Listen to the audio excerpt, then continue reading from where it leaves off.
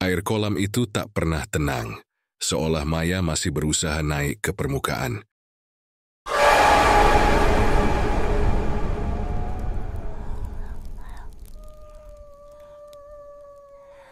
Bogor pagi itu mendadak riuh oleh kabar yang mengguncang. Di kawasan perumahan elit yang biasanya sunyi dan tertib, suara sirin ambulans memecah ketenangan udara. Di balik pagar tinggi berwarna putih gading, rumah bergaya minimalis milik pasangan muda itu kini dikerubungi warga, wartawan, dan petugas kepolisian. Di dalam kolam belakang rumah yang jernih, seorang wanita muda ditemukan tak bernyawa. Tubuhnya mengapung dengan posisi terlentang. Rambut panjangnya menutupi sebagian wajah yang pucat. Hujan semalam membuat air kolam sedikit keruh, tapi masih cukup jelas untuk memperlihatkan sesuatu yang terasa salah. Seolah kematian itu bukanlah kebetulan. Polisi datang dengan cepat, menurunkan garis kuning dan meminta semua orang menjauh. Mereka menyebut korban bernama Maya, 27 tahun. Istri dari Reza, seorang pengusaha properti kecil yang dikenal ramah dan sering membantu tetangga sekitar.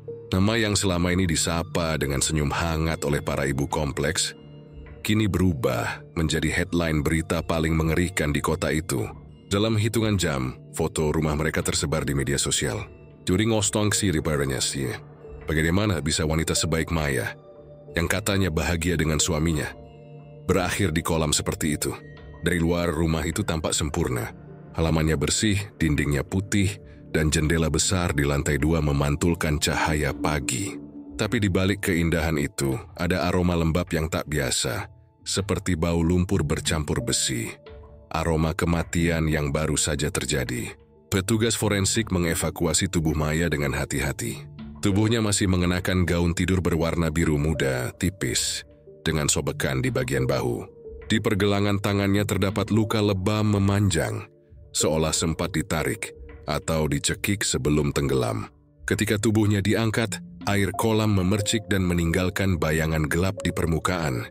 Salah satu penyidik yang memegang berkas berkata pelan, "Kalau ini bunuh diri, kenapa ada luka seperti ini?" Dari balkon lantai 2, Reza berdiri terpaku. Wajahnya pucat, matanya sembab, tapi anehnya tak meneteskan air mata. Saat polisi menanyainya, jawabannya selalu sama. Maya terpeleset saat hendak membersihkan filter kolam. Tapi semua yang menyaksikan kejadian itu pagi itu merasa ada yang ganjil pada cara Reza bicara. Tenang, datar, seolah kematian istrinya hanyalah insiden kecil yang tak bisa dihindari. Seorang tetangga, Bu Rini, bersaksi bahwa semalam sekitar pukul 11, ia mendengar teriakan perempuan dari arah rumah Reza. Suaranya samar, tertelan hujan, tapi cukup jelas membuatnya terbangun. Ia sempat mengintip dari balik tirai, tapi tak melihat apa-apa selain cahaya lampu taman yang bergetar di antara dedaunan basah. Saat pagi datang dan mobil ambulans parkir di depan rumah itu, barulah ia sadar bahwa suara semalam mungkin adalah jeritan terakhir Maya.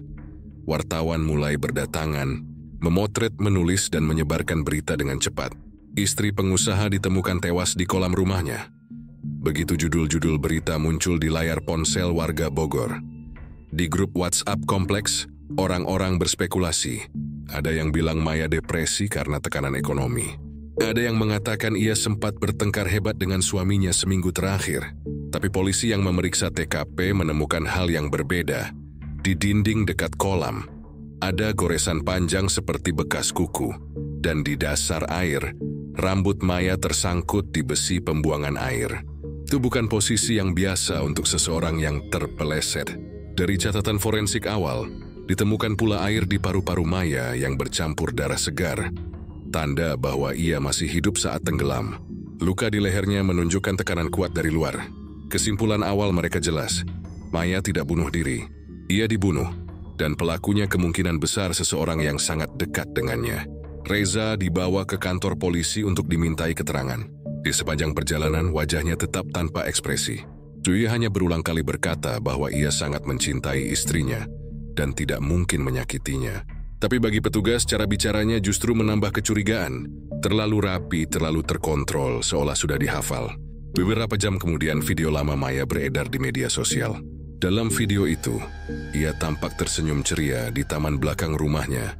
Duduk di kursi rotan dengan latar kolam yang sama tempat ia ditemukan tewas. "Reza yang buat taman ini. Katanya biar aku tenang di rumah," katanya sambil tertawa kecil. Siapa sangka, tempat yang dulu ia sebut tenang justru menjadi kuburan terakhirnya. Warga kompleks mulai menghindari rumah itu. Malam hari, penjaga keamanan mengatakan sering melihat bayangan seseorang berjalan di pinggir kolam. Meski rumah sudah disegel, kadang lampu taman menyala sendiri. Kadang terdengar suara cipratan air meski tak ada angin. Polisi belum bisa menjelaskan semua itu, namun mereka yakin satu hal. Malam sebelum kematian Maya bukan malam biasa. Dari hasil pemeriksaan kamera CCTV, ditemukan potongan video yang memperlihatkan Reza keluar dari rumah sekitar pukul 1:30 dini hari, membawa sesuatu seperti tongkat logam panjang.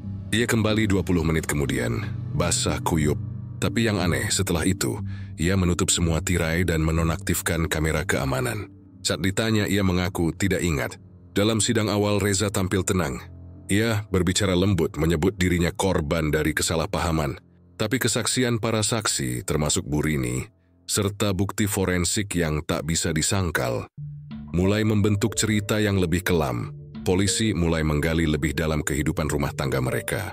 Ternyata, Maya pernah mengajukan permintaan cerai beberapa bulan sebelumnya, namun batal karena Reza mengancam akan menyebarkan aib keluarga mertuanya. Ada juga bukti transfer uang besar dari rekening Maya ke rekening Reza, hanya seminggu sebelum kematiannya. Motifnya mulai terbuka. Warisan keluarga Maya yang kabarnya mencapai miliaran rupiah. Sore itu, jasad Maya dimakamkan di pemakaman keluarga di Cisarua.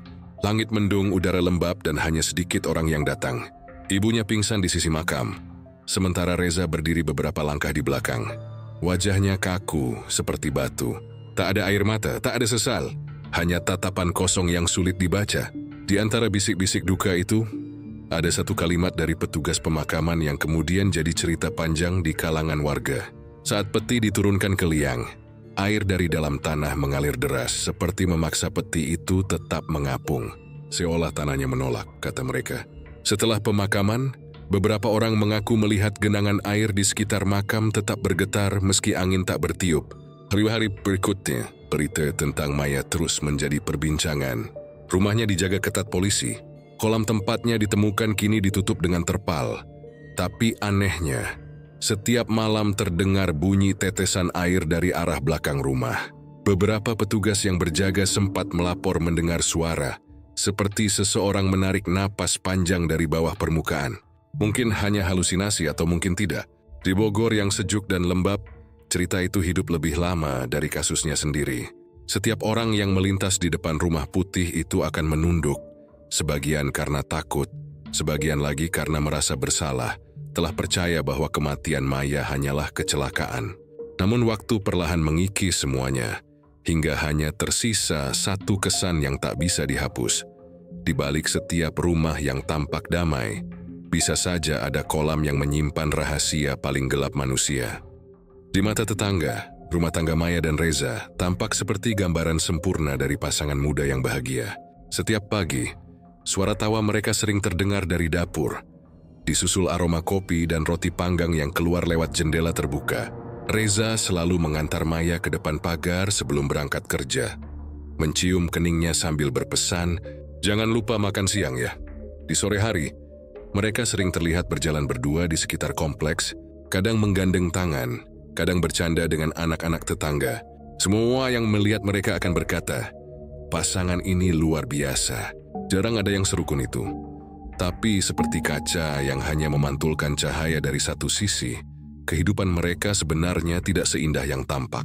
Di balik dinding putih rumah itu, di antara suara televisi dan gelak tawa palsu, Maya menyimpan ketakutan yang tak pernah ia ceritakan pada siapapun, kecuali pada sahabat lamanya, Dina. Dalam pesan singkat yang dikirim lewat tengah malam, Maya pernah menulis, "Dina, aku nggak tahu kenapa Reza berubah. Sekarang dia sering marah cuman karena hal kecil. Kadang tatapannya kayak orang lain. Dingin banget." Dina sempat membalas menenangkan, mengira itu hanya masalah rumah tangga biasa. Tapi beberapa hari kemudian Maya kembali mengirim pesan. Lebih singkat, lebih berat. Aku takut, Din. Kadang aku lihat dia ngomong sendiri di ruang tamu. Kalau aku tanya, dia cuma bilang lagi mikir. Reza yang dulu dikenal lembut dan penuh perhatian, memang mulai berubah sejak bisnis propertinya menurun. Dia sering kehilangan proyek, terjerat utang kecil yang kemudian menumpuk. Namun bukannya meminta bantuan, ia menutup diri dan menjadi mudah tersulut. Di meja makan, suaranya sering meninggi hanya karena hal sepele seperti nasi yang kurang hangat. Suatu malam, Maya pernah menceritakan pada Dina lewat panggilan telepon bahwa Reza tiba-tiba membanting gelas hanya karena ia menolak memberinya uang tambahan. Setelah itu Reza memeluknya sambil menangis, meminta maaf, berjanji tidak akan mengulanginya. Maya, seperti banyak istri lain yang mencintai suaminya terlalu dalam, memilih memaafkan. Tapi setelah malam itu, ia mulai tidur dengan lampu menyala, entah kenapa. Meskipun begitu, di hadapan orang lain, Maya tetap tersenyum. Ia tetap menemani Reza ke acara keluarga, datang ke pernikahan sepupu, bahkan memposting foto berdua di media sosial dengan caption, "My Everything." Tak ada yang tahu kalau setiap kali foto itu diunggah, ada jejak luka kecil di pergelangan tangannya, tertutup gelang perak yang tak pernah ia lepas. Di rumah si Reza mulai mengatur segala hal. Uang belanja Maya dikontrol, teleponnya kadang disita dengan alasan keamanan, dan tamu yang datang harus seizin suaminya. Maya sempat mencoba melawan, tapi Reza selalu punya cara untuk membuatnya diam. Ia pandai memutar kata, membuat Maya merasa bersalah atas hal-hal yang bukan salahnya. "Kamu itu terlalu manja," katanya suatu malam, "semua yang aku lakukan buat kebaikan kita. Aku cuman gak mau ada orang luar yang merusak hubungan kita." Tapi dalam kenyataannya, yang perlahan rusak adalah dirinya sendiri. Di sisi lain, keluarga Maya hidup berkecukupan. Ayahnya Pak Herman adalah seorang pensiunan pengusaha perkebunan yang memiliki banyak tanah di Cisarua dan daerah sekitarnya. Sakit-sakitan sejak 3 tahun terakhir, ia jarang keluar rumah. Dan perawatan medisnya ditangani langsung oleh perawat pribadi. Ibunya, Bu Ratna, sudah lama berharap Maya bisa tinggal di rumah keluarga agar bisa menjaga ayahnya. Tapi Maya menolak halus beralasan ingin mandiri bersama Reza. Padahal sebenarnya Reza yang tidak mengizinkan. Dia selalu berkata, "Rumah orang tuamu itu bukan tempat kita. Aku nggak mau kamu balik ke sana. Nanti mereka mulai ngatur-ngatur kita lagi." Lambat laun hubungan Maya dengan keluarganya merenggang. Ia jarang pulang, jarang menjawab panggilan ibunya, bahkan sempat tak datang ketika ayahnya dirawat di rumah sakit. Bu Ratna sempat curiga, tapi Maya selalu menenangkan dengan alasan pekerjaan rumah dan kondisi Reza yang sedang sulit. Namun bagi seorang ibu, ada intuisi yang tak bisa dibohongi. Suatu sore, Bu Ratna datang diam-diam ke rumah Maya tanpa memberi kabar. Ketika pintu dibuka, ia melihat putrinya tampak pucat. Matanya sembab dan tangannya gemetar. Saat hendak memeluk, Maya mundur sedikit, menatap ke arah dalam rumah seperti takut seseorang mendengar. Di balik ruang tamu, suara langkah Reza terdengar berat dan lambat, seperti seseorang yang menahan marah. "Oh, ibu datang," katanya sambil tersenyum tipis. Sayang sekali Maya belum sempat bersih-bersih, rumah lagi berantakan. Tatapan itu cukup membuat Maya diam sepanjang kunjungan. Setelah ibunya pulang, ia menerima teguran dingin dari Reza. Malam itu, suara benturan terdengar dari kamar mereka. Tak ada yang tahu apa yang terjadi. Tapi esok paginya, Maya pergi ke minimarket dengan lengan tertutup jaket panjang meski cuaca panas. Perlahan Maya mulai kehilangan keceriaannya. Dia lebih banyak diam, jarang tertawa dan sering termenung di jendela kamar, memandangi kolam belakang rumah. Dalam catatan harian yang kemudian ditemukan polisi, ada tulisan yang membuat bulu kuduk merinding. "Setiap malam aku dengar sesuatu dari kolam itu, seperti ada yang memanggil namaku. Kadang aku lihat bayangan perempuan di permukaan air, tapi saat aku mendekat, yang kulihat cuma wajahku sendiri." Mungkin itu hanya ilusi dari stres yang ia alami, atau mungkin firasat akan kematiannya sendiri. Tak ada yang tahu pasti. Reza, di sisi lain, semakin larut dalam ambisi. Ketika mendengar kabar bahwa ayah Maya sudah tidak akan bertahan lama, matanya seolah kembali bersemangat. Dia mulai menanyakan hal-hal tentang harta keluarga Maya, tanah, rekening, sertifikat. Maya yang awalnya tak mengerti, hanya menjawab sekenanya. Tapi lama-lama ia sadar suaminya mulai menyiapkan sesuatu. Ia bahkan pernah memergoki Reza memotret dokumen-dokumen milik ayahnya yang disimpan di laci. Saat ditanya, Reza hanya tersenyum, "Aku cuma bantu jaga, siapa tahu nanti perlu." Setelah itu, Maya semakin sering menulis di buku hariannya tentang rasa takut, rasa terjebak, dan mimpinya yang aneh setiap malam. Mimpi di mana ia selalu melihat dirinya sendiri tenggelam di kolam belakang, sementara seseorang berdiri di tepi air, menatap tanpa ekspresi. Dia mulai sulit siul, mulai kehilangan selera makan, dan wajahnya makin pucat dari hari ke hari. Tapi anehnya bagi orang luar, mereka tetap tampak seperti pasangan harmonis. Reza masih bisa tersenyum di depan kamera, masih bisa bercanda di acara keluarga. Bahkan sempat menghadiahkan Maya kalung emas di ulang tahunnya yang ke-27. Semua orang bersorak kagum, menyebutnya suami idaman. Tapi malam setelah pesta itu, Maya menulis satu kalimat terakhir di buku harian yang kini tersimpan sebagai barang bukti. "Aku tahu dia mencintaiku dengan cara yang salah. Aku takut kalau cinta itu berubah jadi cara membunuh yang pelan." Sejak saat itu, Maya tak pernah lagi menulis apapun. Hubungan mereka makin dingin, dan Reza mulai menghindari kontak mata. Ada jarak yang aneh di antara mereka, seperti dua orang asing yang terjebak di rumah yang sama. Di meja makan hanya terdengar suara sendok yang menyentuh piring. Di kamar hanya suara napas yang ditahan. Hingga suatu malam, Reza duduk di ruang tamu sambil menatap kosong ke arah kolam belakang, lalu berkata dengan suara nyaris tak terdengar, "Semua ini akan selesai kalau aku berani." Maya yang berdiri di tangga mendengarnya, tapi pura-pura tak tahu. Dia masuk ke kamar, menutup pintu dan menangis tanpa suara. Mungkin di dalam hatinya, ia sudah tahu bahwa hidupnya sedang menghitung hari. Setelah mendengar kabar bahwa harta keluarga mertuanya mencapai angka yang bahkan tak sanggup ia bayangkan, Reza mulai kehilangan arah pikirannya. Ia duduk lama di ruang tamu, menatap kosong dinding rumahnya, memutar-mutar pena di tangannya sambil menghitung sesuatu di dalam kepala. Kata miliaran itu berputar di benaknya seperti mantra. Ia tidak lagi melihat Maya sebagai istri, melainkan sebagai jembatan menuju kehidupan yang selama ini ia impikan.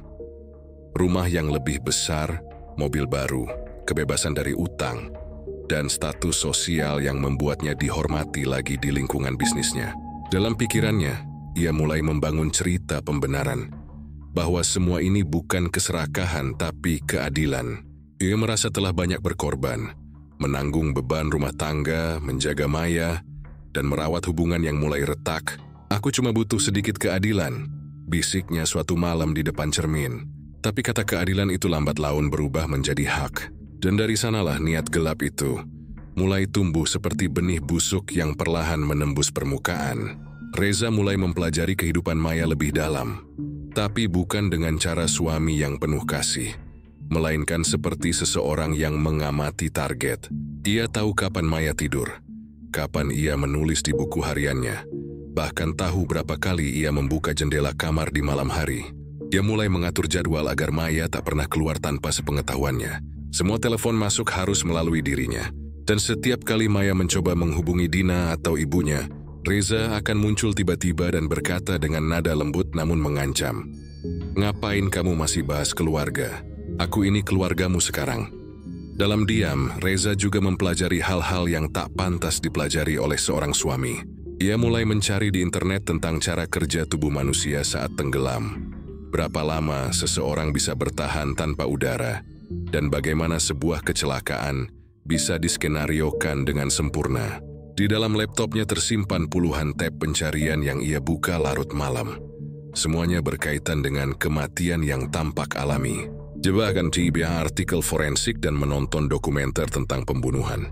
Satu hal yang membuatnya terpaku adalah fakta bahwa sebagian besar korban tenggelam tidak meninggalkan jejak kekerasan yang jelas, kecuali jika diperhatikan secara detail. Dari situlah ide kolam belakang rumah muncul di kepalanya. Kolam itu dibangun oleh Reza sendiri 2 tahun sebelumnya sebagai hadiah ulang tahun untuk Maya. Siapa sangka, tempat yang dulu melambangkan cinta justru akan menjadi alat kematian yang ia rancang dengan tenang. Reza mulai melakukan perawatan kolam sendiri, membersihkan filter, mengganti pencahayaan, bahkan menambahkan batu-batu di dasar kolam untuk membuatnya tampak licin. Dia mengubah pencahayaan taman menjadi redup, agar kamera CCTV tidak menangkap jelas setiap sudut air di malam hari. Maya tak curiga. Yui hanya merasa Reza mulai lebih perhatian lagi, mencoba memperbaiki hubungan mereka. Ia bahkan sempat menulis di buku harian, mungkin dia mulai berubah. Mungkin aku bisa memaafkan semuanya. Tapi perubahan itu bukan menuju cinta, melainkan menuju akhir yang sudah disiapkan dengan rapi. Suatu malam Reza mendengar kabar bahwa ayah Maya semakin kritis. Ia duduk di ruang kerja, menatap langit-langit sambil mengetuk-ngetuk meja. Matanya tajam, pikirannya berputar cepat. Ia tahu begitu ayah Maya meninggal, semua aset akan diwariskan kepada Maya. Dan ketika warisan itu cair, nama Reza sebagai suami otomatis masuk dalam daftar penerima harta bersama. Tapi yang membuatnya gelisah bukan jumlah uangnya, melainkan pikiran gelap yang berbisik di dalam dirinya. Kalau Maya tidak ada, semuanya jadi milikmu sendiri. Malam itu ia hampir tidak tidur. Dia berjalan mondar-mandir, sesekali berhenti di depan jendela yang menghadap kolam. Air kolam memantulkan bayangan wajahnya sendiri. Dan entah kenapa ia merasa sedang menatap seseorang yang berbeda. Wajah itu terlihat asing, dingin, seperti milik orang lain yang berbisik, "Lakukan saja, tak ada yang akan tahu." Keesokan harinya ia mulai melancarkan langkah pertama, mengisolasi Maya dari dunia luar sepenuhnya. Ia menonaktifkan kartu telepon Maya dengan alasan masalah jaringan, memblokir beberapa kontak di ponsel istrinya, dan mengganti kunci gerbang belakang. Setiap kali Maya menanyakan alasannya, Reza menjawab dengan senyum palsu. "Kamu terlalu banyak berinteraksi sama orang yang bikin pikiranmu keruh. Aku cuma pengen kamu fokus ke rumah." Suatu sore, Dina datang tanpa memberi kabar. Yoya mengetuk pintu berkali-kali, tapi tak ada jawaban. Dari celah pagar, ia melihat Maya sedang duduk di teras menunduk. Tapi ketika ia memanggil, Maya hanya menggeleng pelan, seperti melarangnya masuk. Beberapa detik kemudian, Reza muncul dari dalam rumah dengan wajah ramah. "Oh Dina, maaf banget Maya lagi kurang enak badan," katanya.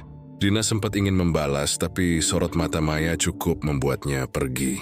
Setelah hari itu, Dina tak pernah datang lagi. Isolasi itu berhasil. Maya benar-benar sendirian. Malam-malam berikutnya, Reza mulai menyusun skenario dengan detail yang menakutkan. Ia mencatat waktu yang tepat ketika hujan turun paling deras. Karena menurutnya, suara hujan bisa menutupi jeritan. Yuya menyiapkan tongkat logam panjang yang biasa dipakai, membersihkan kolam, menyimpannya di gudang belakang. Ia bahkan mencoba mematikan lampu taman untuk melihat seberapa gelap area itu tanpa penerangan. Semua dilakukan dengan perhitungan dingin, hampir seperti seseorang yang sedang menyiapkan proyek bisnis, bukan pembunuhan. Tapi di sela semua itu, ada sisi dirinya yang masih bimbang. Sesekali ketika melihat Maya tidur, wajahnya terlihat lembut, polos dan damai. Di momen-momen seperti itu, ia ragu. "Mungkin aku bisa hentikan ini," katanya pelan. Tapi setiap kali ia melihat tagihan, melihat angka utang, atau mendengar kabar kondisi ayah Maya yang semakin lemah, keraguannya hilang digantikan hasrat yang lebih kuat.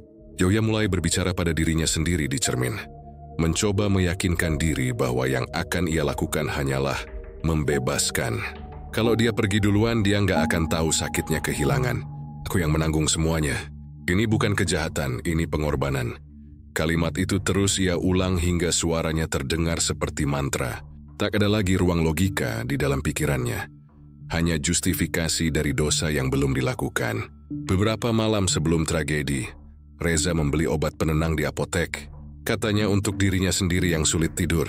Tapi hasil penyelidikan nanti menemukan bahwa dosisnya terlalu besar untuk konsumsi pribadi. Ia menaruh obat itu di dapur, tepat di dekat cangkir Maya. Setiap hari ia menimbang kemungkinan, apakah lebih baik membuatnya tertidur dulu, atau langsung menjatuhkannya ke dalam air. Semua hitungan di kepalanya begitu detail, begitu dingin. Hingga akhirnya satu sore di bulan yang basah, ia menerima telepon dari rumah sakit. Suara dari seberang berkata pelan, "Pak Herman mungkin tidak akan bertahan lama." Reza menutup telepon itu tanpa ekspresi. Matanya kosong, tapi di dalam kepalanya, roda nasib mulai berputar. Dia tahu, waktunya hampir tiba. Malam itu, hujan turun deras. Dia duduk di kursi ruang tamu, menatap foto pernikahan mereka yang tergantung di dinding. Senyuman Maya di foto itu tampak bahagia, sedangkan dirinya terlihat seperti bayangan. Dia menghela napas panjang, menatap keluar jendela ke arah kolam yang berkilau diterpa air. "Kamu bakal tenang di sana," katanya pelan nyaris seperti doa. Dalam hitungan hari, niat yang dulu hanya pikiran kini berubah menjadi rencana yang akan segera dijalankan. Dan di rumah yang tampak damai itu, air kolam mulai menyimpan pantulan wajah seseorang yang siap menjadi pembunuh. Hari-hari menjelang kematiannya menjadi bab terakhir yang paling mencekam dalam hidup Maya. Sejak awal minggu itu, sesuatu di rumah terasa tidak beres. Ia sering terbangun di tengah malam. Tubuhnya dingin oleh keringat, dengan perasaan seperti ada yang menatapnya dari balik tirai. Kadang ia mendapati cermin di kamar mandi berembun, padahal tak ada uap air, dan di permukaannya muncul tulisan samar seperti goresan jari. Jangan percaya padanya. Maya awalnya mengira itu hanya lelah atau halusinasi, tapi semua terasa terlalu nyata untuk diabaikan. Setiap malam suasana rumah makin menekan. Lampu taman tiba-tiba padam. Suara pintu kamar yang mengayun perlahan di tengah keheningan. Dan langkah kaki berat dari arah dapur, meski Reza mengaku sedang tidur di sebelahnya. Maya mulai mencatat kejadian-kejadian itu di buku kecil. Dalam salah satu catatannya ia menulis, "Aku takut pada seseorang yang seharusnya melindungiku." Tak ada yang tahu catatan itu sampai setelah kematiannya. Reza saat itu justru tampak makin hangat di depan orang-orang. Dia mulai sering mengunggah foto mereka di media sosial, seolah ingin menunjukkan bahwa pernikahannya bahagia. Tetangga sempat melihatnya memeluk Maya di halaman rumah, membisikkan sesuatu di telinganya. Tapi siapa sangka malam itu juga Maya menceritakan pada sahabatnya Rani, bahwa ia merasa pelukan itu dingin, seperti sentuhan orang asing yang sudah berhenti mencintai. Rani mendesak Maya untuk sementara tinggal di rumahnya, tapi Maya menolak. "Aku hanya butuh udara segar," katanya. Jongnya tampak mencoba meyakinkan dirinya sendiri bahwa semua baik-baik saja. Namun saat malam tiba, ketakutannya kembali. Pintu kamar terkunci dari luar. Joey menjerit, tapi tak ada yang mendengar. Setelah beberapa menit panik, pintu itu tiba-tiba terbuka sendiri. Ketika diperiksa, kuncinya tak rusak, tak ada tanda-tanda orang masuk. Hanya aroma parfum Reza yang tertinggal di udara. Sejak saat itu, Maya mulai curiga bahwa semua ini bukan kebetulan. Suatu malam, saat ia bangun untuk mengambil air, ia mendengar suara lirih dari ruang kerja Reza. Suara suaminya terdengar tegang, pelan, seolah sedang berbicara di telepon. "Tenang, semuanya akan selesai minggu depan. Setelah itu semuanya jadi milikku." Kata-kata itu menghantam jantung Maya seperti palu. Dia menahan napas mencoba memastikan apakah ia salah dengar. Tapi nada suaranya jelas, dingin, yakin, penuh rencana. Ketika langkah Reza mendekat, Maya buru-buru berlari ke kamar dan berpura-pura tidur. Malam itu ia hampir tak bisa memejamkan mata. Esok paginya Reza bertingkah seolah tak ada yang terjadi. Dia membuatkan kopi, menyapa dengan senyum lebar, dan mengajak Maya berlibur ke villa keluarga mereka di puncak. "Kita butuh waktu berdua tanpa gangguan," katanya lembut. Tapi di balik senyum itu, Maya melihat sesuatu yang lain. Pandangan mata yang kosong, seperti seseorang yang sudah menentukan nasibnya. Rani yang mendengar rencana itu merasa ada yang tidak beres. Joya mencoba memperingatkan Maya agar menunda perjalanan. "Kalau bisa jangan pergi dulu. Aku punya firasat buruk," katanya lewat telepon. Tapi Maya hanya tertawa kecil. "Aku butuh menenangkan pikiran." Lagi pula Reza kelihatan sudah berubah. Dia bahkan minta maaf soal semua yang terjadi. Rani tahu nada suara itu bukan lega, tapi menyerah. Sehari sebelum berangkat, Maya sempat melihat sesuatu yang membuat darahnya berdesir. Di bagasi mobil Reza, ia melihat selembar terpal besar, tali tambang dan sekop kecil. Saat ia bertanya, Reza menjawab ringan, "Itu buat bersih-bersih villa, kan di sana berdebu." Maya ingin percaya, tapi nalurinya berteriak. Dia bahkan sempat mengetik pesan kepada Rani. "Kalau aku tidak kembali, tolong cari aku di villa." Namun pesan itu tak pernah terkirim. Sinyal tiba-tiba hilang, dan ponselnya kemudian ditemukan mati total di kamar villa setelah tragedi terjadi. Malam terakhir di rumah mereka sebelum berangkat ke puncak terasa seperti ujian ketenangan. Reza tampak begitu perhatian, bahkan memijat bahu Maya sambil berkata bahwa semua masalah mereka akan berakhir setelah liburan itu. Tapi setiap kali Reza berbicara, ada jeda aneh di antara kata-katanya. Seolah ia sedang menghafal sesuatu. Saat mereka tidur, Maya memandangi wajah suaminya dalam kegelapan. Ia teringat hari pernikahan mereka. Senyum Reza yang tulus, janji-janji untuk saling menjaga. Kini senyum itu hanya tinggal bayangan yang menakutkan. Do you know? Sesuatu akan terjadi. Ketika pagi datang, Maya menatap cermin kamar untuk terakhir kalinya. Di sana ia melihat bayangan dirinya sendiri. Lelah tapi pasrah. Dia mengenakan sweater putih kesukaannya. Lalu turun menemui Reza yang sudah menunggu dengan mobil menyala di garasi. Reza tersenyum hangat, tapi tatapan matanya dingin seperti embun di kaca. Di kursi belakang, Maya melihat koper besar dan termos air yang tampak baru. Seperti ciringan, kita menginap berapa lama? Reza menjawab pelan, tidak lama. Cuma 1 malam. Jawaban itu menggantung di udara. Dalam perjalanan menuju puncak, kabut turun perlahan menutupi jalan. Maya diam, menatap keluar jendela. Sementara di sampingnya, Reza menatap lurus ke depan dengan ekspresi datar. Di kepalanya, rencana kelam itu sudah matang. Dan Maya, tanpa sadar, sedang melangkah menuju takdir yang sudah disiapkan oleh orang yang paling ia percayai. Malam itu udara di puncak terasa berat, seolah alam pun menahan napas. Hujan turun deras tanpa jeda, memantul di kaca jendela villa, menimbulkan suara berirama yang menenangkan di permukaan, namun justru menyembunyikan sesuatu yang mengerikan di baliknya. Reza duduk di ruang tamu, menatap jam dinding yang berdetak lambat. Di depannya secangkir teh yang sudah dingin. Di luar, kabut menebal, menutupi taman dan kolam belakang villa. Dia menunggu waktu yang tepat. Maya yang baru selesai mandi, turun dengan sweater putih tebal dan rambut yang masih basah. Air panasnya kecil banget, katanya, tersenyum kecil. Reza menatapnya lama, dan di balik senyum tipisnya, pikirannya berkecamuk. Ia sudah menyiapkan semuanya sejak siang tadi. Memastikan pompa air di kolam berfungsi setengah, menghapus kamera CCTV yang mengarah ke halaman belakang, dan menyimpan tongkat logam di balik pagar. Rencananya sederhana, membuat kematian Maya tampak seperti kecelakaan akibat terpeleset di tepi kolam. "Sayang," katanya pelan, "kamu mau bantu aku sebentar? Kayaknya pompa air di kolam rusak, suaranya aneh banget." Maya menoleh keluar jendela. Hujan turun semakin deras, petir sesekali menyambar di kejauhan. "Sekarang?" "Hujannya gila, Za," jawabnya ragu. "Cepat aja, cuman mau lihat saluran airnya," bujuk Reza. Nada suaranya lembut, tapi ada sesuatu yang janggal di dalamnya. Terlalu tenang untuk sebuah malam yang seburuk itu. Maya menurut. Ia mengenakan jaket tipis dan berjalan bersamanya ke halaman belakang. Bau tanah basah dan udara dingin menusuk tulang. Lampu taman berkelap-kelip sebagian mati, menyisakan hanya cahaya remang yang memantul di permukaan air kolam. "Pompa airnya di sebelah mana?" tanya Maya menunduk mencari-cari. "Dekat tepi situ," jawab Reza menunjuk sisi kolam yang paling gelap. Maya berjalan ke sana jongkok, mencoba meraih ujung selang yang tampak terlepas. "Kayaknya ini cuma longgar, aku bisa." Kalimatnya terhenti seketika. Sebuah dorongan keras dari belakang membuat tubuhnya kehilangan keseimbangan. Dalam sepersekian detik Maya jatuh ke air. Tubuhnya menghantam permukaan dengan suara keras. "Reza!" jeritnya panik, mencoba berenang ke tepi. Air kolam terasa dingin dan berat. Hujan yang terus turun membuat pandangannya buram. Tuiwerhueks naik, tapi Reza berdiri di tepi kolam, menatapnya tanpa ekspresi. "Reza, tolong aku! Ku nggak bisa napas!" teriaknya lagi, tapi suaminya diam. Matanya dingin tanpa sedikit pun rasa iba. Dalam genggamannya, tongkat logam yang sejak tadi disembunyikan kini ia gunakan untuk menekan kepala Maya ke bawah.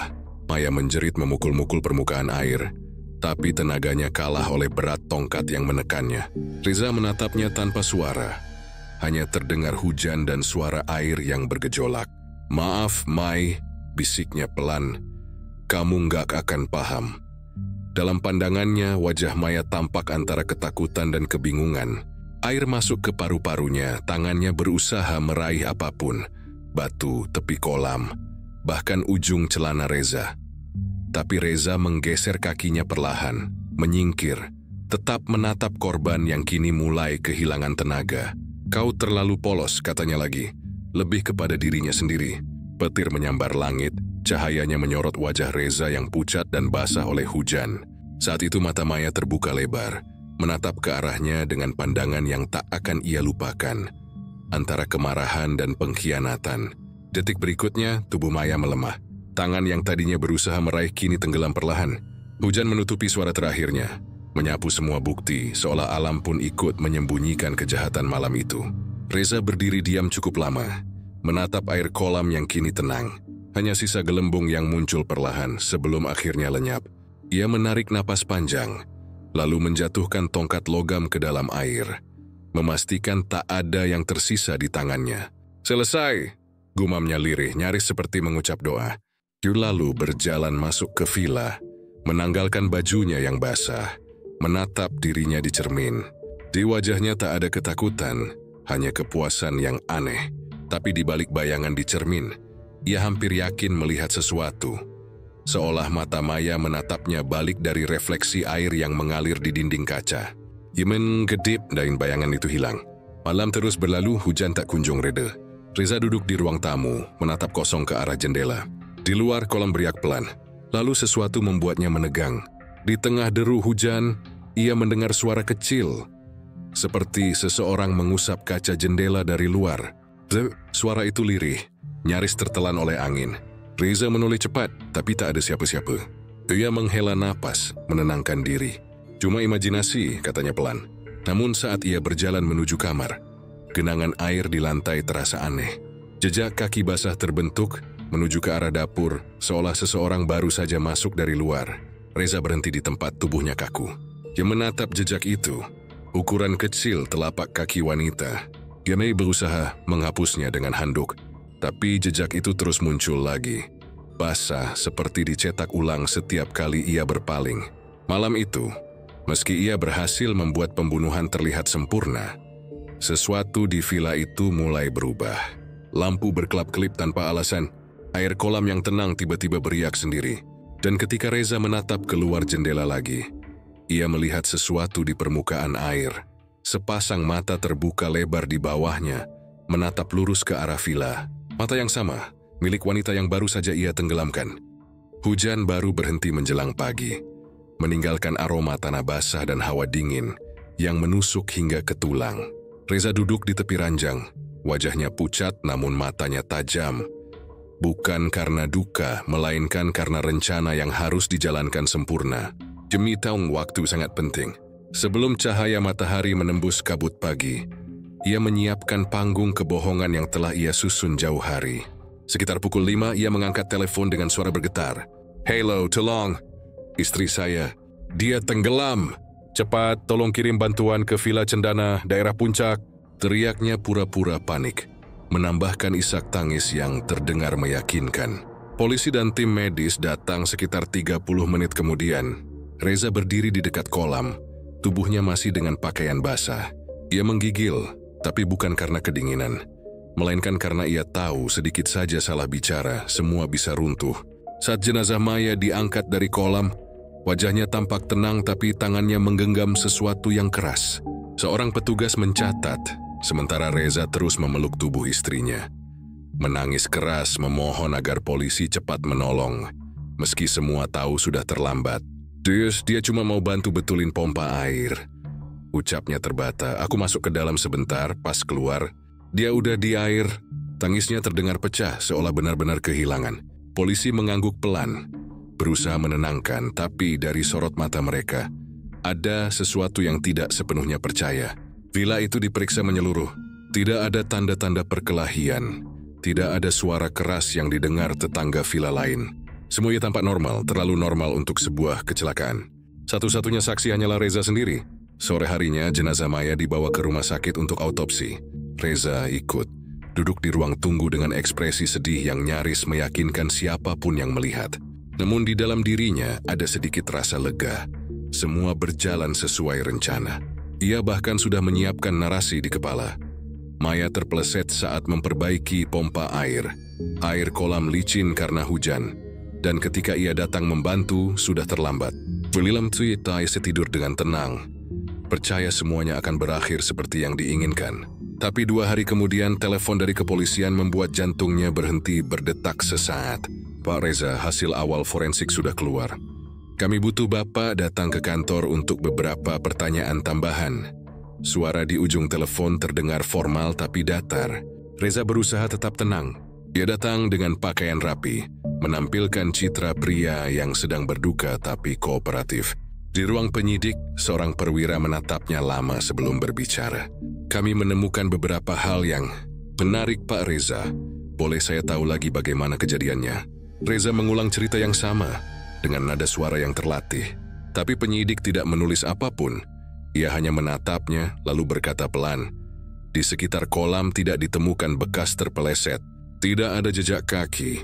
Tidak ada tanda Maya berusaha bangkit dari air. Tapi di kuku korban, kami menemukan sesuatu. Ada serpihan kulit manusia, Pak. Reza menelan ludah. Mungkin waktu dia panik, dia mencakar batu atau apapun di dasar kolam, jawabnya cepat. Tapi tatapan penyidik tetap tajam. Kulit itu sudah kami cocokkan. Ada kecocokan DNA dengan Anda, Pak Reza. Suasana ruangan membeku. Hanya suara detak jam yang terdengar pelan. Reza berusaha tertawa kecil untuk mencairkan suasana. Ya Tuhan, mungkin waktu aku coba angkat tubuhnya dari air, dia mencakarku tanpa sengaja. Aku panik waktu itu. Polisi mencatat jawabannya, tapi nada mereka kini berubah lebih serius. Baik. Tapi kami juga mendapat keterangan dari seseorang bernama Rani, sahabat almarhumah. Dia bilang beberapa hari sebelum kejadian, Maya sempat mengaku takut kepada seseorang yang berubah jadi orang lain. Dan orang itu adalah Anda. Reza terdiam. John memutar otak, mencoba mengontrol ekspresinya. Maya itu orangnya mudah cemas, Pak. Apalagi waktu ayahnya sakit, dia sering stres. Kadang dia bicara hal yang nggak masuk akal. Polisi tidak menjawab, hanya menatap dengan wajah datar. Sementara itu, berita mulai menyebar di luar. Judul-judul media daring muncul dengan cepat. Kematian misterius istri pengusaha properti di Puncak. Diduga kecelakaan, tapi banyak kejanggalan. Publik mulai berspekulasi, dan tekanan datang dari berbagai arah. Reza berusaha menjaga ketenangan, yang memerintahkan pengacaranya untuk ikut menangani. Memastikan setiap langkahnya tampak legal dan bersih. Namun masalahnya mulai berubah. Setelah pemakaman, Reza tinggal sendirian di rumah mereka di Bogor. Ia sering terbangun di tengah malam, mendengar suara air menetes dari arah kamar mandi, padahal keran tertutup rapat. Kadang ia mendengar suara langkah kaki di koridor, lembut tapi nyata. Suatu malam saat ia menatap kolam kecil di halaman belakang rumah, ia melihat pantulan wajahnya di air, dan di sampingnya, wajah Maya pucat dan menatap lurus ke arahnya. Reza menepisnya sebagai halusinasi, tapi sejak itu tidurnya tak pernah nyenyak. Pagi berikutnya, polisi datang lagi untuk pemeriksaan tambahan. Kali ini mereka membawa surat izin penggeledahan. Kami perlu memeriksa pakaian yang Anda kenakan malam kejadian, kata salah satu petugas. Reza panik sejenak tapi berusaha menutupinya. Ia mengarahkan mereka ke ruang cuci, tapi tidak menyadari bahwa tongkat logam yang dulu ia buang ke kolam villa ternyata sudah ditemukan oleh petugas kebersihan setempat. Di ujungnya terdapat sidik jarinya dan sedikit bekas darah yang belum sempat larut. Ketika polisi menunjukkan foto barang bukti itu, wajah Reza memucat. Kami tidak ingin berasumsi, tapi alat ini ditemukan tepat di kolam tempat istri Anda meninggal, kata penyidik dengan nada tegas. Reza mencoba menyangkal. Serang cerita baru. Tongkat itu digunakan untuk memperbaiki pompa air. Namun setiap kata yang keluar terasa hampa, penuh kebohongan yang mulai retak. Di luar ruang interogasi, wartawan sudah menunggu. Kilatan kamera dan mikrofon seolah menelanjangi setiap gerak-geriknya. Benarkah Anda membunuh istri demi warisan? Apakah benar hubungan Anda dengan mendiang bermasalah? Reza tak menjawab. Dia hanya menunduk, berjalan cepat menuju mobil. Tapi di kaca spion ia merasa seolah melihat Maya duduk di kursi belakang. Menatapnya diam-diam. Malam-malam berikutnya rasa takut mulai menggigit kewarasannya. Telepon berdering tanpa suara di seberang. Jendela terbuka sendiri. Bahkan aroma parfum kesukaan Maya yang dulu ia buang ke tempat sampah, kini entah bagaimana muncul lagi di kamar tidur mereka. Di tengah tekanan dan rasa bersalah yang kian menyesakkan, Reza berusaha mengendalikan situasi. Dia menghubungi pengacaranya, mencoba menyuap beberapa pihak agar kasus dianggap kecelakaan biasa. Tapi kebenaran sudah mulai muncul ke permukaan. Forensik lanjutan menunjukkan tanda-tanda kekerasan di leher Maya. tekanan dari benda keras sebelum tenggelam. Hal yang mustahil terjadi jika ia hanya terpeleset. Reza tahu waktunya hampir habis. Namun yang lebih menakutkan dari penyidik atau penjara adalah sesuatu yang menemaninya setiap malam. Suara lirih di koridor, langkah pelan mendekat ke ranjang, dan bisikan yang membuat darahnya membeku. Suara Maya, memanggil namanya dengan nada pelan namun penuh amarah. "Zah, kamu pikir aku nggak tahu?" Reza mulai kehilangan kendali. Dia menjerit dalam tidurnya, tubuhnya gemetar. Dan setiap kali menatap cermin, ia merasa ada bayangan lain berdiri di belakangnya. Tapi ketika ia menoleh tak ada siapa-siapa. Polisi mungkin sedang menyiapkan surat penahanan, tapi Maya, entah roh atau imajinasi yang tersisa, sudah lebih dulu menghukum Reza, perlahan setiap malam, dalam kesunyian rumah yang dulu mereka sebut tempat cinta. Hari itu ruang interogasi di Polres Bogor terasa dingin dan pengap. Lampu neon putih di langit-langit menyala redup, menyorot wajah Reza yang pucat dan berkeringat. Di hadapannya, dua penyidik duduk dengan ekspresi datar.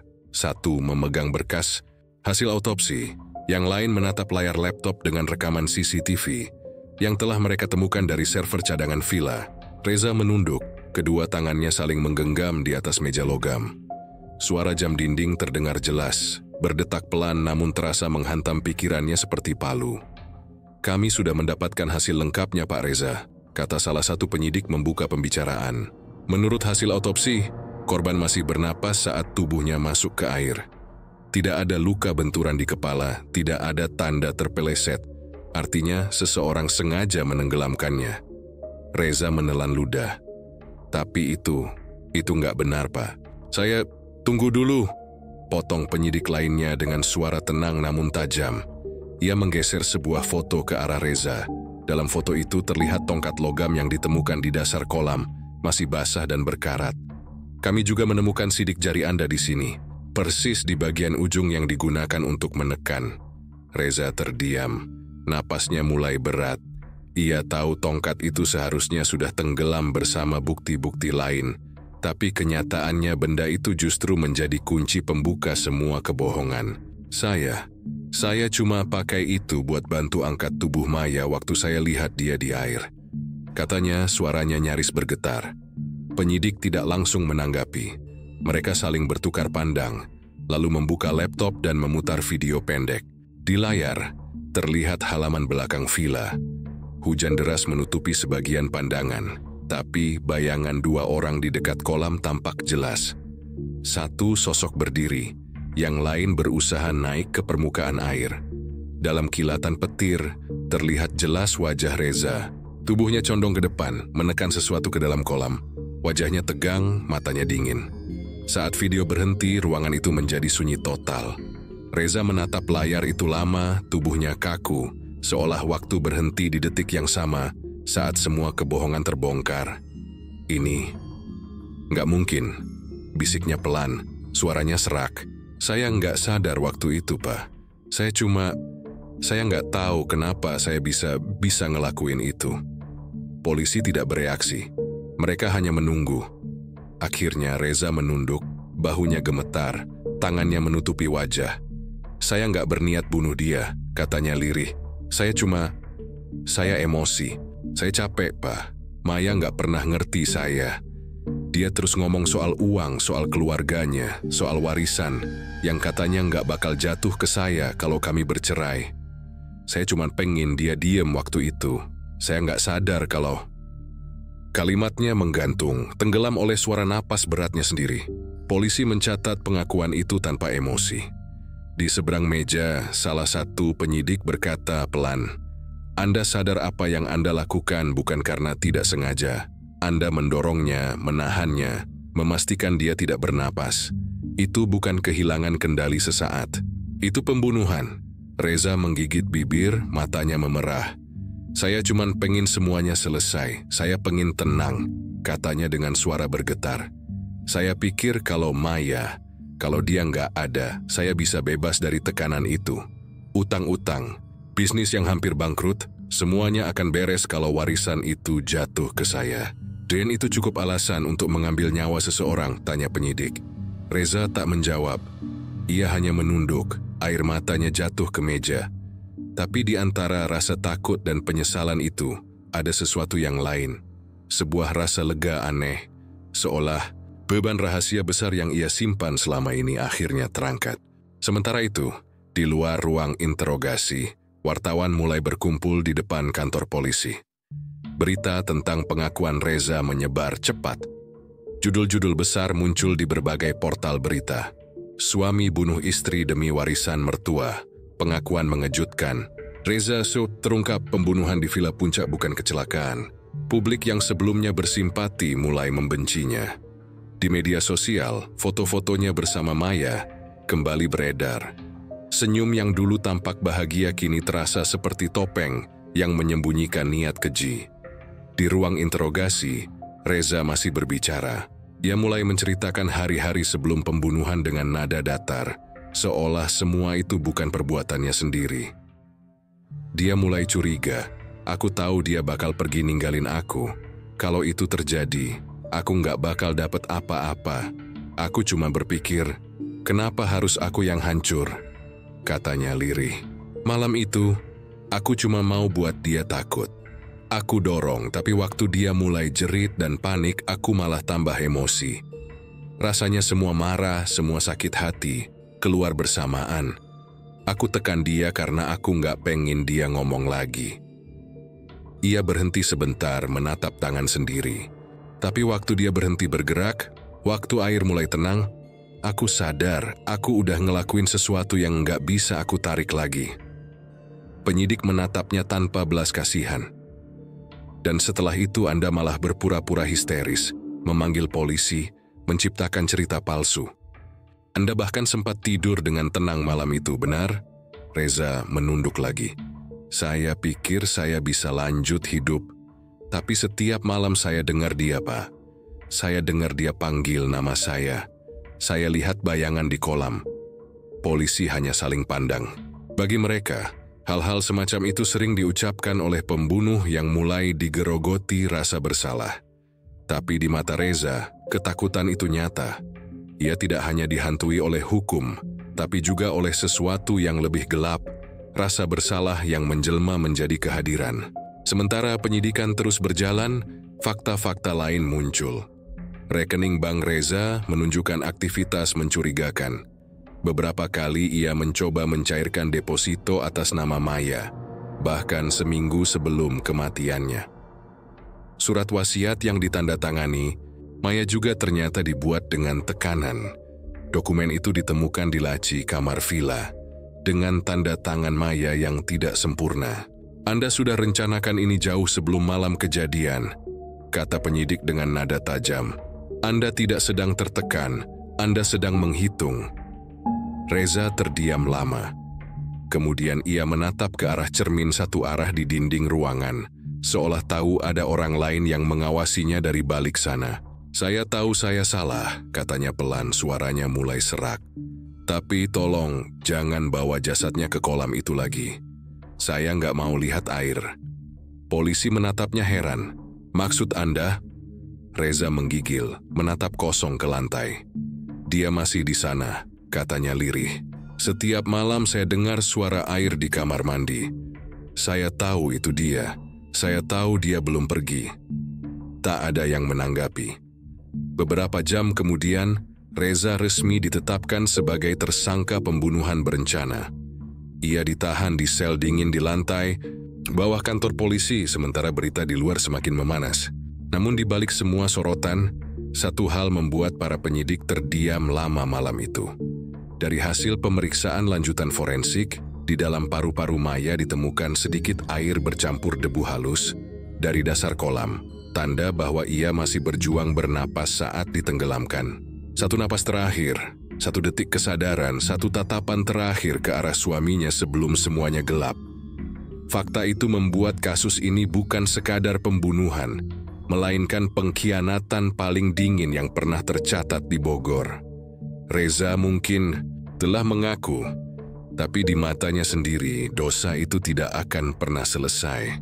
Karena setiap kali malam tiba, dan hujan turun seperti malam itu, suara air kolam selalu datang bersamaan.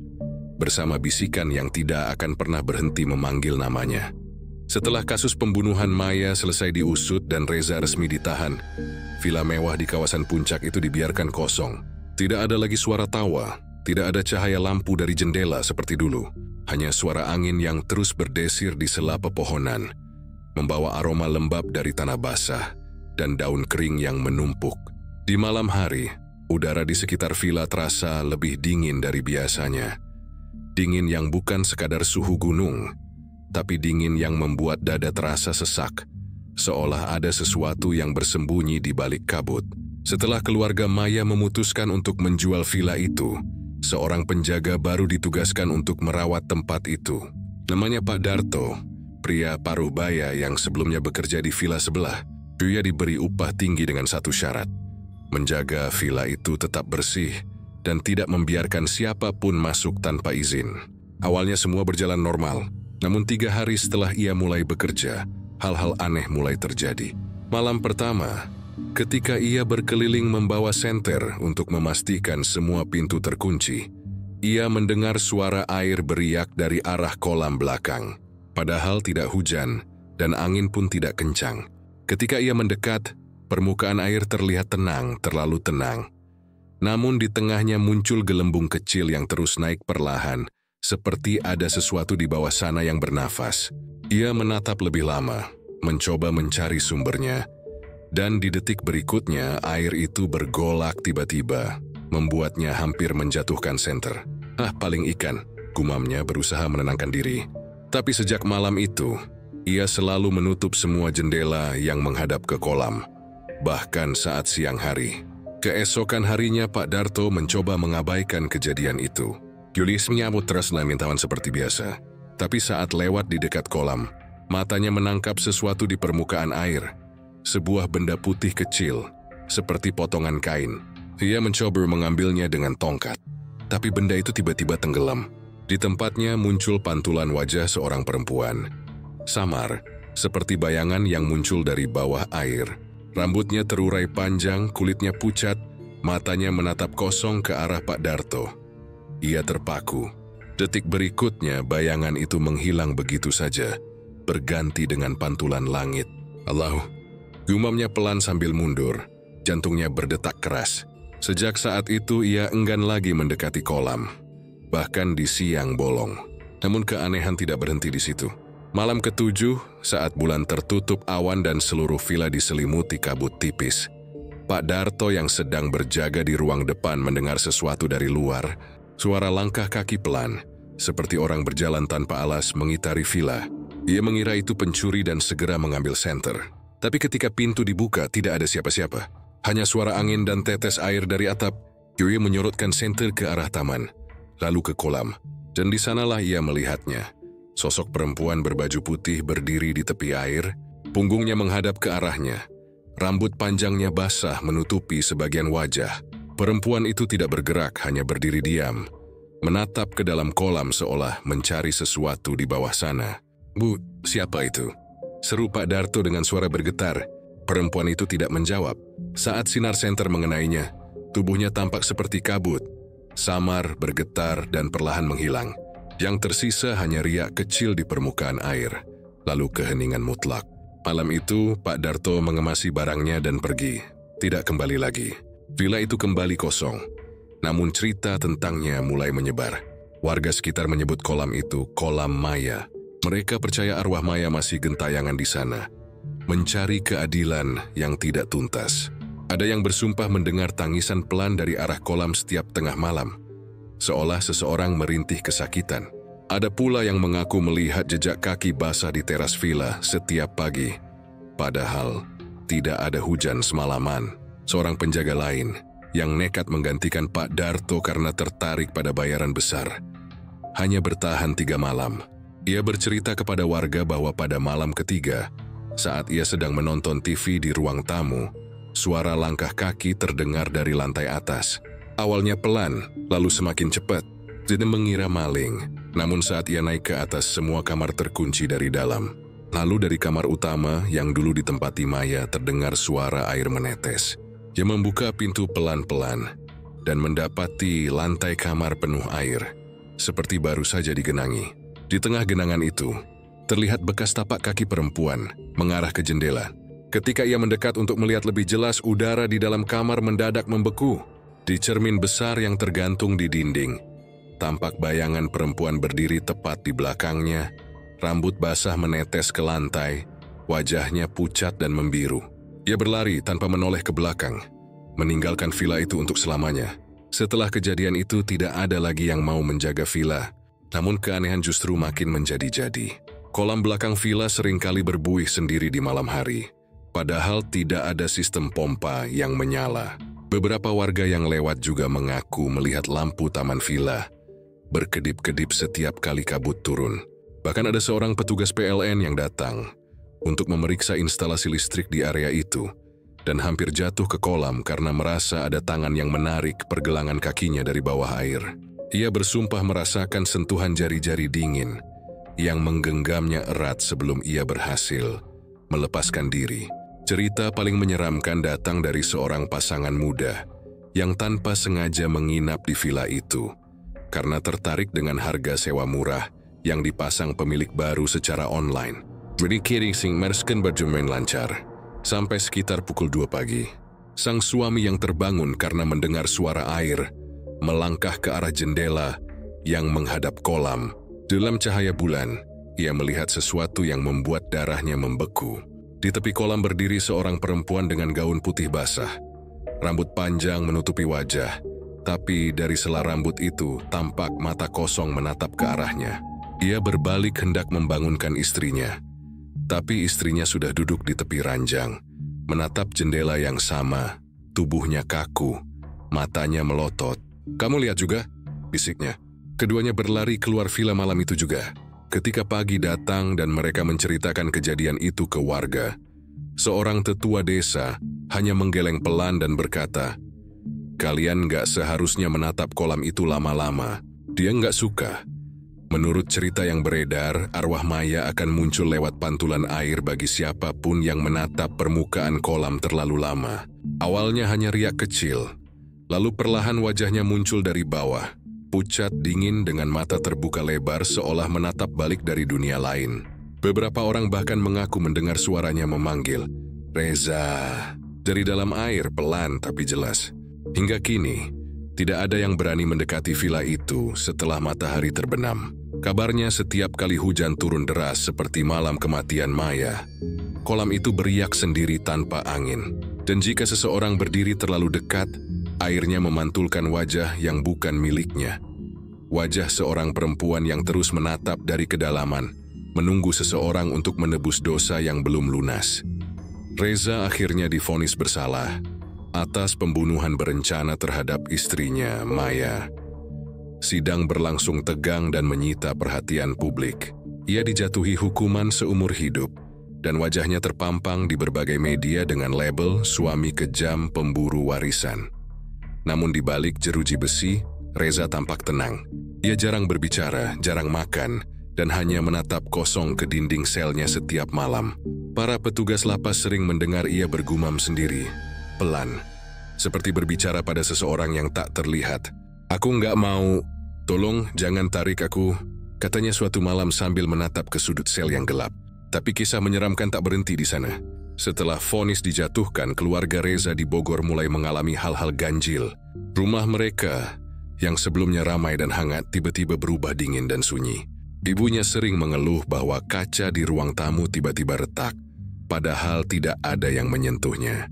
Retakan itu membentuk pola aneh, seperti garis melengkung yang menyerupai wajah seseorang yang sedang berteriak. Setiap kali kaca itu diganti, retakan serupa muncul lagi dalam waktu beberapa hari.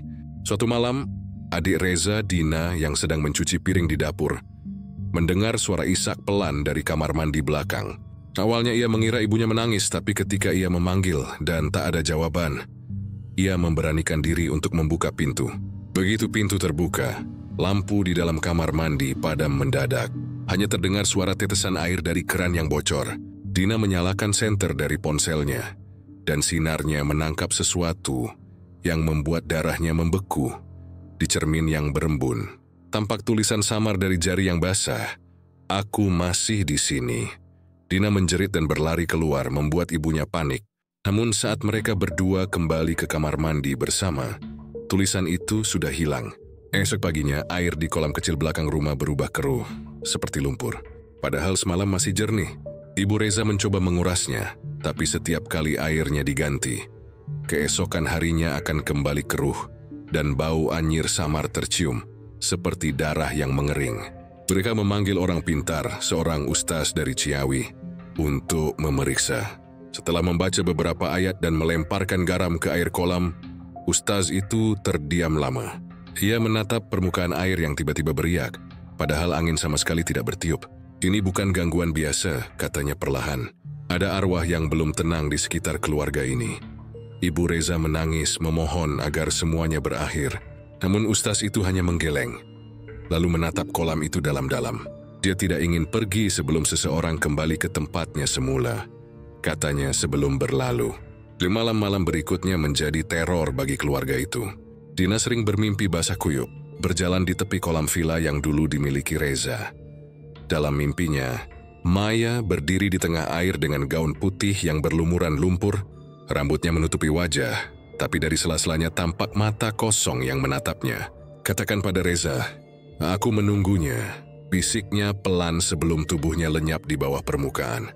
Setiap kali Dina terbangun, bajunya benar-benar basah, seolah ia benar-benar habis keluar dari air. Ibu Reza pun mulai sakit-sakitan. Joey sering mengigau penyusun buat nama Maya, manggil-manggilnya sambil merintih. Maafkan Reza, maafkan anak saya. Namun permintaan maaf itu seperti tak berarti apa-apa. Rumah mereka semakin sering diliputi gangguan. Lampu-lampu berkedip, suara langkah kaki terdengar di malam hari, dan setiap kali mereka memeriksa kamar Reza yang dulu, yang sudah lama dikunci, bau amis menyeruak begitu pintu dibuka. Di dalamnya ada genangan air kecil di lantai, padahal atap tidak bocor. Suatu malam, Ibu Reza yang sudah lemah duduk di ruang tamu sambil membaca Al-Quran. Hujan turun deras, suara gemuruhnya memenuhi langit Bogor. Tiba-tiba, dari arah kolam belakang rumah, terdengar suara seperti seseorang terjun ke dalam air. Plup! Ia berdiri dengan langkah goyah, menatap keluar jendela. Kolam itu beriak pelan, dan di tengahnya muncul sesuatu seperti ujung rambut yang mengambang. Ibu Reza menatap lebih lama dan perlahan. Wajah pucat muncul di bawah permukaan air. Wajah itu menatap langsung padanya, mata terbuka lebar. Maya. Ibu Reza menjerit tapi suaranya tak sempat keluar. Keesokan paginya, tetangga menemukannya pingsan di teras dengan pakaian basah kuyup, seolah ia baru saja diseret keluar dari rumah. Sejak kejadian itu, keluarga Reza memutuskan meninggalkan rumah itu dan pindah ke tempat lain. Tapi anehnya di rumah baru pun mereka tetap dihantui kejadian serupa. Setiap malam Jumat, air di kamar mandi mengalir sendiri, membentuk genangan kecil di lantai yang tidak pernah kering. Kadang di genangan itu mereka melihat pantulan wajah perempuan berambut panjang menatap dari bawah air. Dina bahkan pernah mendengar suara berbisik di telinganya ketika sedang wudhu. Terlalu dalam kan? Katanya dengan nada lembut tapi penuh ancaman. Reza di dalam penjara pun tak luput dari gangguan. Para sipir bercerita bahwa setiap malam hujan, sel Reza selalu basah, meski atapnya utuh. Reza sering ditemukan ketakutan, tubuhnya menggigil dan berkata bahwa Maya datang menemuinya setiap malam. Dia di sini, di bawah ranjang. Dia menungguku, katanya dengan mata liar. Hingga suatu pagi, petugas menemukan Reza tak bernyawa di selnya. Tidak ada tanda kekerasan, tapi lantai selnya dipenuhi air setinggi mata kaki. Dan di dinding terdapat bekas goresan yang membentuk satu kalimat samar. Akhirnya. Setelah kematian Reza, rumah keluarganya di Bogor dibiarkan kosong. Namun warga sekitar masih sering mendengar suara gemericik air dari dalam. Meski kolamnya sudah ditimbun dengan tanah, kadang jika hujan turun deras, air dari tanah itu naik perlahan, membentuk genangan yang tenang dan jernih. Dan bila seseorang nekat menatap pantulan air itu cukup lama, mereka bersumpah melihat sesuatu yang bergerak di bawahnya. Rambut panjang, mata terbuka, dan senyum samar yang dingin. Maya belum benar-benar pergi. Joya hanya menunggu di kedalaman yang sama tempat ia dikubur hidup-hidup.